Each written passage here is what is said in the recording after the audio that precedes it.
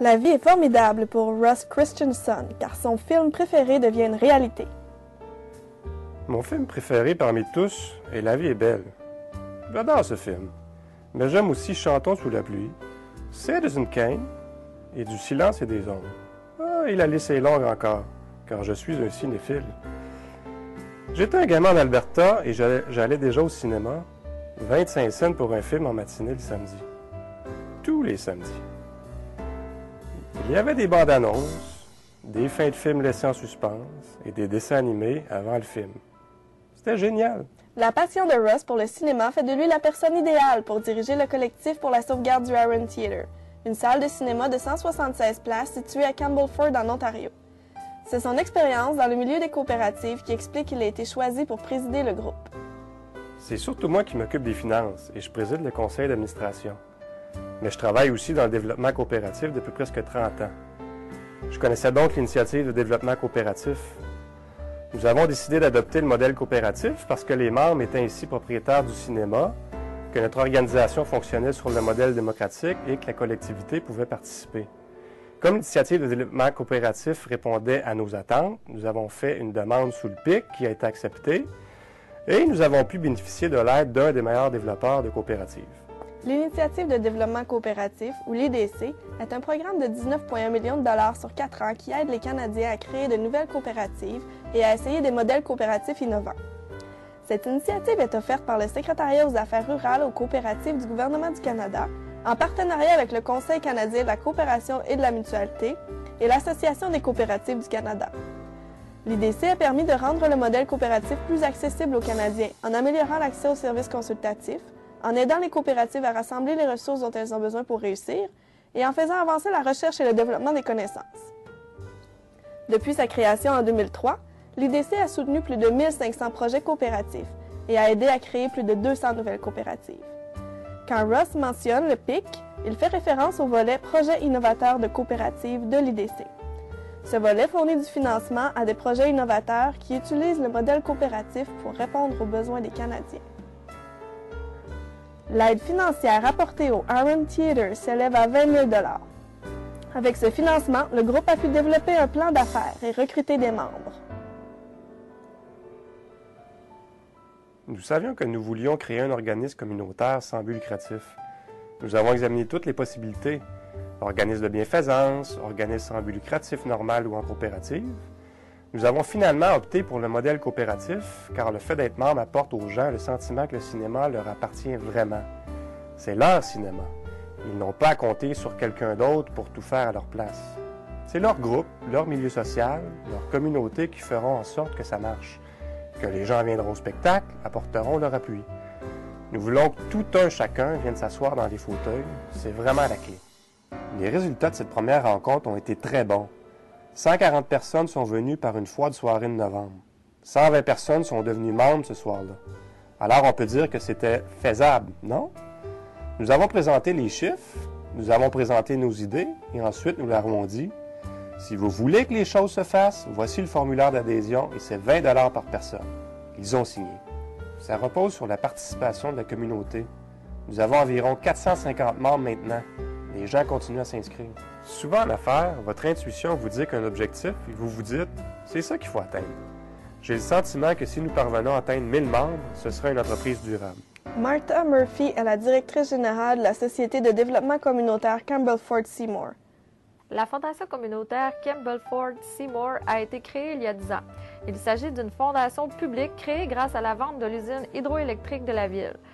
6 200 000 $ ont été investis dans 2 fonds différents, le fonds communautaire et le fonds municipal. Nous avons ensuite investi ces fonds. À chaque année, nous redistribuons une partie des intérêts sous forme de subventions en vertu des lignes directrices de l'Agence du revenu Canada. À ce jour, nous avons versé à la communauté 1,8 million de $ en subventions à des organisations caritatives ou sans but lucratif qui collaborent avec des organismes bénéficiaires reconnus et nous avons mené beaucoup de projets dans la communauté.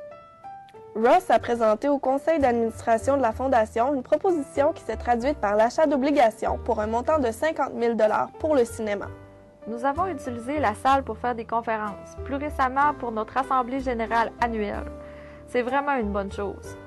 Vous le savez, beaucoup de petites salles dans les petites villes finissent par fermer leurs portes, car c'est trop difficile. C'est la coopérative qui nous a permis de garder le cinéma ouvert, avec l'aide de la communauté. Ils avaient, je crois, déjà ramassé 67 000 $ des 125 000 prévus quand nous avons décidé d'investir. Et la raison pour laquelle nous avons décidé de faire ça à ce moment-ci, c'est que nous voulions encourager d'autres personnes qui attendaient peut-être de voir si ça allait fonctionner. Ils ont atteint leurs objectifs très rapidement après que nous ayons investi et nous étions heureux d'être un catalyseur grâce aux obligations que nous avons achetées. C'est vraiment une histoire formidable pour la communauté.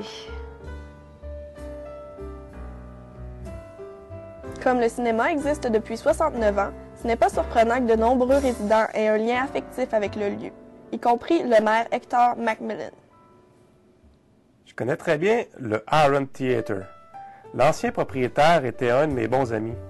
J'ai appris avec lui comment ça fonctionnait, comme ça je pouvais lui donner un coup de main quand il allait récupérer un film. Il m'arrivait souvent de démarrer pour lui la projection. C'est pour cette raison que j'ai indirectement une passion pour ce cinéma et je suis ravi de voir qu'on va le faire revivre. Ce sera un atout très précieux pour cette municipalité. Combien de collectivités rurales d'Ontario ont encore une salle de cinéma?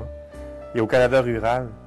Je sais qu'il y en a, mais si quelqu'un faisait une analyse, je suis certain qu'on réaliserait que peu de salles ont survécu ou n'ont même jamais existé en milieu rural parce que le bassin de population n'est pas suffisant pour que ce soit rentable. Au départ, il s'agissait de faire de l'argent. Il en fallait bien pour que ces endroits survivent. Et c'était le cas pendant leur âge d'or. Être en mesure de faire revivre et de sauver le Aaron Theatre comme lieu de rassemblement, continuer à projeter des films à un prix abordable, organiser aussi d'autres événements, des spectacles, des assemblées publiques. Le fait de posséder ce genre d'endroit est certes important pour la communauté, mais ça attire aussi des gens parce que l'endroit est unique, comme l'ont toujours été les cinémas. Bien sûr, la salle de cinéma de Campbellford a toujours été unique parce que le cinéma le plus proche est celui de Belleville ou encore de Peterborough, à 1 heure de route ou presque. Et ça apporte quelque chose à la collectivité sur le plan du développement économique.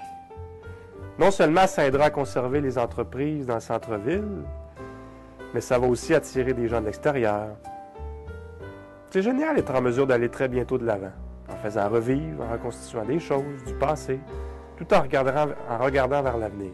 Une histoire formidable pour tous. Mais la coopérative du Aaron Theatre apporte bien plus à la ville que du divertissement. En tant que fervent partisan du modèle d'entreprise coopératif, Ross intègre au projet un volet mentorat-éducation pour les résidents de Campbellford, les étudiants et les adultes. C'est une des choses importantes à faire, une éducation permanente à la coopération, l'un des principes coopératifs. À chaque réunion du conseil d'administration, nous en parlons un peu. Nous avons des projets. Puis il y a l'année internationale des coopératives. Et j'espère qu'on pourra projeter des films où la question des coopératives est abordée. Ça nous servira dans le cadre de nos activités éducatives.